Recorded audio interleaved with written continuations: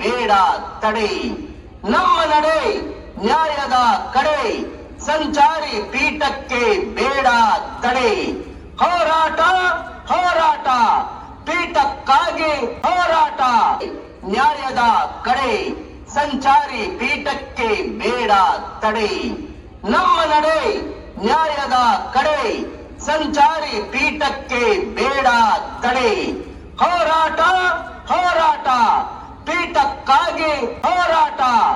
ನ್ಯಾಯದ ಕಡೆ, ಸಂಚಾರಿ ಪೀಠಕ್ಕೆ ಬೇಡ ತಡೆ. ನಮ್ಮ ನಡೆ ನ್ಯಾಯದ ಕಡೆ, ಸಂಚಾರಿ ಪೀಠಕ್ಕೆ ಬೇಡ ತಡೆ. ಹೋರಾಟ ಹೋರಾಟ, ಪೀಠಕ್ಕಾಗಿ ಹೋರಾಟ. ನ್ಯಾಯದ ಕಡೆ, ಸಂಚಾರಿ ಪೀಠಕ್ಕೆ ಬೇಡ ತಡೆ. ನಮ್ಮ ನಡೆ ನ್ಯಾಯದ ಕಡೆ, ಸಂಚಾರಿ ಪೀಠಕ್ಕೆ ಬೇಡ ತಡೆ. ಹೋರಾಟ ಹೋರಾಟ, ಪೀಠಕ್ಕಾಗಿ ಹೋರಾಟ. ನ್ಯಾಯದ ಕಡೆ, ಸಂಚಾರಿ ಪೀಠಕ್ಕೆ ಬೇಡ ತಡೆ. ನಮ್ಮ ನಡೆ ನ್ಯಾಯದ ಕಡೆ, ಸಂಚಾರಿ ಪೀಠಕ್ಕೆ ಬೇಡ ತಡೆ.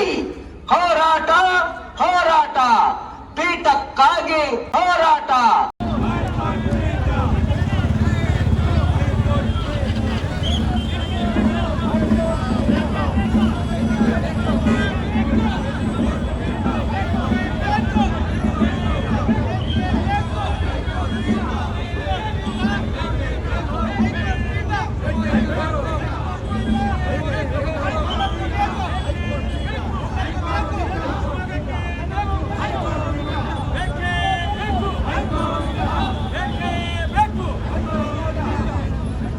ನ್ಯಾಯದ ಕಡೆ, ಸಂಚಾರಿ ಪೀಠಕ್ಕೆ ಬೇಡ ತಡೆ.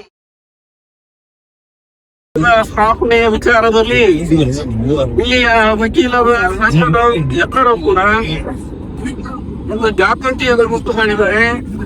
ಮಲೆನಾಡಿಗರಿಗೆ ಬೇಕಾಗುವಂತಹ ಮೂಲಭೂತವಾಗಿರುವಂತಹ ಈ ನ್ಯಾಯದಾನಕ್ಕೆ ಪೂರಕವಾಗುವಂತಹ ವ್ಯವಸ್ಥೆಯೇ ಸರ್ಕಾರಿ ಹೈಕೋರ್ಟ್ ಪೀಠ.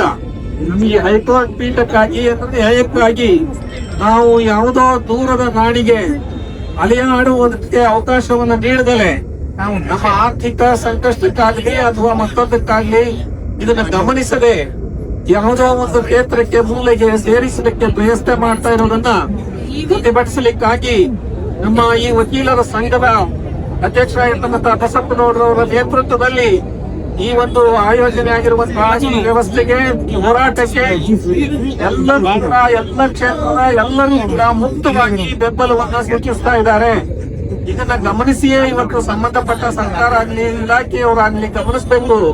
ಜನರಿಗೆ ಇದರ ಅಗತ್ಯ ಎಷ್ಟಿದೆ ಮತ್ತೆ ಇದರ ಗಮನ ಎಷ್ಟು ಸೆಳೆದಿದೆ ಈ ವಿಷಯ ಅನ್ನೋದನ್ನು ಕೂಡ ಗಮನಿಸಬೇಕು. ಆದಷ್ಟು ಈಗ ಜನರ ಅಗತ್ಯಕ್ಕೆ ಪೂರಕವಾಗುವಂತಹ ಹಿನ್ನೆಲೆಯಲ್ಲಿ ಸ್ಪಂದಿಸಬೇಕೆ ಹೊರತು ಜನರ ಅಗತ್ಯ ಯಾವುದೋ ಪರಿಸ್ಥಿತಿಗೆ ನ್ಯಾಯದಾನವನ್ನು ದೊರಕಿಸುವಲ್ಲಿ ತೊಂದರೆ ಆಗ್ತಾ ಇರುವಂತದ್ದು. ಈಗಾಗಲೇ ಮಲೆನಾಡು ಸಾಕಷ್ಟು ಸಂಕಷ್ಟಗಳನ್ನು ಎದುರಿಸಿದೆ. ಶರಾವತಿ ಒಳಗಡೆ ಬೇರೆ ಬೇರೆ ಸಂದರ್ಭಗಳಿರ್ಬೋದು, ವಾದವನ್ನು ಮಾಡಿದೆ, ಬಲಿದಾನವನ್ನು ಮಾಡಿದೆ. ಇಲ್ಲಿವರೆಗೂ ಕೂಡ ಮಲೆನಾಡು ಆಘಾತಗಳನ್ನು ಎದುರಿಸಲಿಕ್ಕೆ ಅವಕಾಶ ಮಾಡಿ ಕೊಡಬಾರದು ನಮ್ಮ ಕಳಕಳಿಯ ವಿನಂತಿ. ಆ ಹಿನ್ನೆಲೆಯಲ್ಲಿ ಇದಕ್ಕಾಗಿ ನಾವು ಹೋರಾಟ ಮಾಡಬೇಕಾದ ಪರಿಸ್ಥಿತಿಯನ್ನು ಎದುರಿರುವುದು ನಿಜಕ್ಕೂ ಕೂಡ ಇನ್ನೊಂದು ರೀತಿಯ ನ್ಯಾಯದ ಅರ್ಥ ಅಂತಾನೆ ಹೇಳಬೇಕಾಗಿದೆ. ಈ ಸಂದರ್ಭದಲ್ಲಿ ಇರ್ತಾನೆ ಎಲ್ಲರೂ ಆರ್ಥಿಕ ಕ್ಷೇತ್ರದಲ್ಲಿದ್ದಾರೆ, ರಾಜಕೀಯ ಕ್ಷೇತ್ರದಲ್ಲಿದ್ದಾರೆ, ರೈತ ಸಂಘದವರಿದ್ದಾರೆ, ಬೇರೆ ಬೇರೆ ಸಂಘ ಸಂಸ್ಥೆಗಳವರಿದ್ದಾರೆ, ಎಲ್ಲ ಕಾರ್ಯಕ್ಷೇತ್ರದಲ್ಲಿದ್ದಾರೆ. ಗುತ್ತವಾಗಿ ನಿಂತಿದ್ದಾರೆ, ಧರಣಿಯನ್ನು ನಡೆಸ್ತಾ ಇದ್ದಾರೆ. ಯಾರಿಗಾಗಿ? ಸಮಾಜಕ್ಕಾಗಿ, ಸಾರ್ವಜನಿಕ ಹಿತಕ್ಕಾಗಿ. ಆದಷ್ಟು ಅರ್ಥೈಸಿಕೊಟ್ಟು ಆದಷ್ಟು ಬೇಗ ಒಮ್ಮತಕ್ಕೆ ಸಂಚಾರಿ ಹೈಕೋರ್ಟ್ ನ್ಯಾಯಪೀಠವನ್ನ ದೊರಕಿಸಿಕೊಡ್ಬೇಕು, ಸ್ಥಾಪನೆ ಮಾಡಬೇಕು ಅನ್ನುವಂಥದ್ದನ್ನ ನಾವೆಲ್ಲರೂ ಕೂಡ ಒತ್ತುವರಿಯಿಂದ ಇದನ್ನ ನಾವು ಬೇಡಿಕೆಯನ್ನ, ಈ ವಿನಂತಿಯನ್ನು ಮಾಡ್ತಾ ಇದ್ದೇವೆ. ಇದಕ್ಕೆ ಬೇಗನೆ ಸ್ಪಂದಿಸಬೇಕು ಅಂತ ಮನವಿಯನ್ನ ಈ ಸಂದರ್ಭದಲ್ಲಿ ನಾನು ಹೇಳ್ತಾ ಇದ್ದೇನೆ. ಉಡುಪಿಯಲ್ಲಿ ಏನ್ ಆಸ್ಪತ್ರೆಗೆ ಅಂತೇಳಿ ಉಡುಪಿಗೆ ಹೋಗ್ಬೇಕಾದ್ರೆ ಎಲ್ಲೋ ಒಂದ್ ಕಡೆ ಗಾರ್ಡ್ ಸೆಕ್ಷನ್ ಅಲ್ಲಿ ಹೋಗ್ಬೇಕಾದ್ರೆ ನಮಗೆ ಸಂದೇಶ ಬರೋದು, ಅಯ್ಯೋ ಪೇಷಂಟ್ ಹಿಂಗ್ ಆಗೋಯ್ತು ಅಂತಕ್ಕಂತ ಕೆಟ್ಟ ಸಂದೇಶನು ಕೂಡ ನೋಡಿದೀವಿ. ಆ ರೀತಿ ಕೆಟ್ಟ ಸಂದೇಶಗಳು ಇನ್ನು ಮುಂದೆ ಬೇಡ. ಮಂಗಳೂರಿಗೆ ಆಸ್ಪತ್ರೆ ವಿಚಾರಕ್ಕೆ ಹೋಗ್ಬೇಕಾದ್ರೆ ಕೂಡ ನಾವೆಲ್ಲ ಯೋಚನೆ ಮಾಡಿದವರು ಇನ್ನು ಪೀಠದ ವಿಚಾರಕ್ಕೆ ಹೋಗ್ಬೇಕಾಗ್ತದ. ಅದೇ ರೀತಿ ನಮ್ಮ ಲಾಯರ್ಗಳು ಕನ್ನಡ ಕಲ್ತಾಯ್ತು, ಓದಕ್ಕೆ ಇಂಗ್ಲಿಷ್ ಕಲ್ತಾಯ್ತು, ಮುಂದಿನ ದಿನಗಳಲ್ಲಿ ತುಳು ಕಲಿತಕ್ಕಂತ ಪರಿಸ್ಥಿತಿ ಎಲ್ಲಿ ಬರ್ತದೆ ಅನ್ನೋದು ಯೋಚನೆ ಆಗ್ತದೆ. ಮುಂದಿನ ದಿನಗಳಲ್ಲಿ ಒಂದೇ ಕ್ಲಾಸಿನ ಲಾಯರ್ ಆಗ್ಬೇಕು ಅಂತ ಮನಸ್ಸು ಮಾಡಿದ್ರೆ ತುಳು ಒಂದು ಭಾಷೆಯನ್ನು ಕೂಡ ಕಲಿಬೇಕಾಗಿರ್ತಕ್ಕಂಥದನ್ನು ಕೂಡ ಯೋಚನೆ ಮಾಡಬೇಕಾಗ್ತದೆ. ಮಂಗಳೂರು ನಮ್ಮ ಕರ್ನಾಟಕ ರಾಜ್ಯದ ಅದನ್ನು ಕೂಡ ಆದ್ರೆ ಇವೆಲ್ಲವೂ ಕೂಡ ಯೋಚನೆಯನ್ನ ಗಮನದಲ್ಲಿ ಇಟ್ಕೋಬೇಕಾಗ್ತದೆ.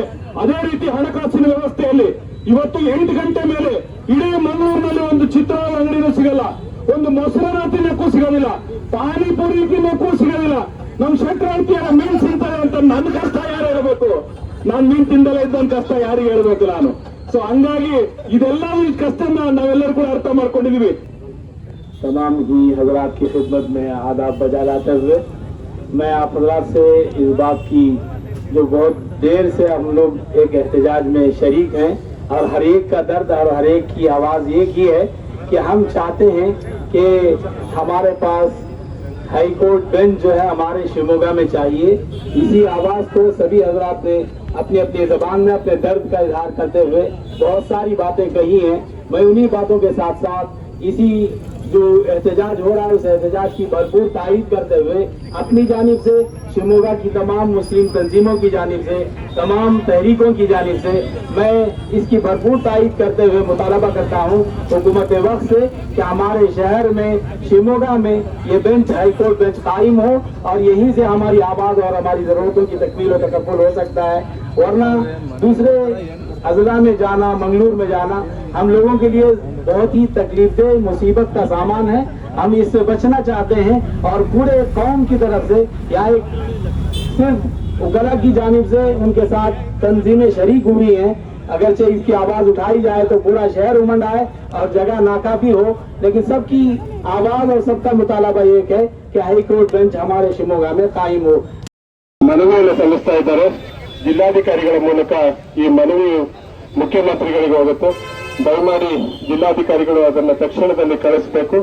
ಹಾಗೇನೆ ಜಿಲ್ಲೆ ಇಡೀ 13 ದಿನದಿಂದ ಜಿಲ್ಲಾಧಿಕಾರಿಗಳ ಗಮನಕ್ಕೆ ತರ್ತಾ ಇದ್ದೀವಿ. ಕಳೆದ 13 ದಿನಗಳಿಂದ ನಿರಂತರವಾಗಿ ಧರಣಿ ನಡೀತಿದೆ ಸರ್.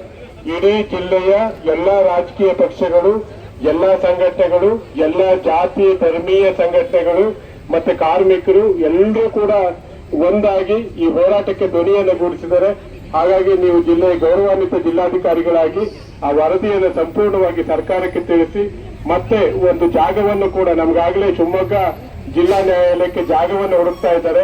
ಸುಸೂತ್ರವಾದಂತಹ ಜಾಗದ ಜೊತೆಗೆ ಹೈಕೋರ್ಟ್ ಪೀಠದ ಜಾಗವನ್ನು ಕೂಡ ನೋಡಿ ಸರ್ಕಾರಕ್ಕೆ ವರದಿಯನ್ನು ನೀಡಿ ಶಿವಮೊಗ್ಗ ಜಿಲ್ಲೆಗೆ ಏರ್ಪೋರ್ಟ್ ಇದೆ, ರೈಲು ವ್ಯವಸ್ಥೆ ಇದೆ, ಸುಸಜ್ಜಿತವಾದಂತಹ ಎಲ್ಲ ವ್ಯವಸ್ಥೆಗಳು ಇದೆ, ಹಾಗೇನೆ ಜಾಗವನ್ನು ಕೊಡ್ತೀವಿ ಅಂತಕ್ಕಂಥದ್ದು ಜಿಲ್ಲಾಧಿಕಾರಿಗಳಾದಂತಹ ತಮ್ಮ ಮೂಲಕ ಸರ್ಕಾರಕ್ಕೆ ಸಂದೇಶ ಹೋಗ್ಲಿ ಅಂತ ಹೇಳಿ ಗೌರವಯುತವಾಗಿ ನಮ್ಮ ಅಧ್ಯಕ್ಷರು, ಗೌರವಾಧ್ಯಕ್ಷರು, ಎಲ್ಲ ಸಂಘಟನೆಯ ಮುಖ್ಯಸ್ಥರು ಮನವಿಯನ್ನ ನೀಡ್ತಾ ಇದ್ದಾರೆ.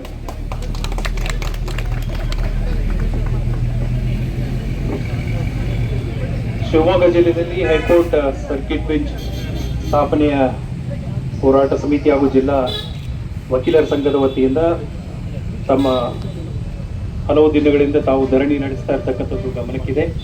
ತಾವು ಈ ದಿವಸ ಒಂದು ಮನವಿಯನ್ನು ನನ್ನ ಮೂಲಕ ರಾಜ್ಯ ಸರ್ಕಾರಕ್ಕೆ ಕೊಡೋಕ್ಕೆ ಬಯಸಿದ್ದೀರಾ.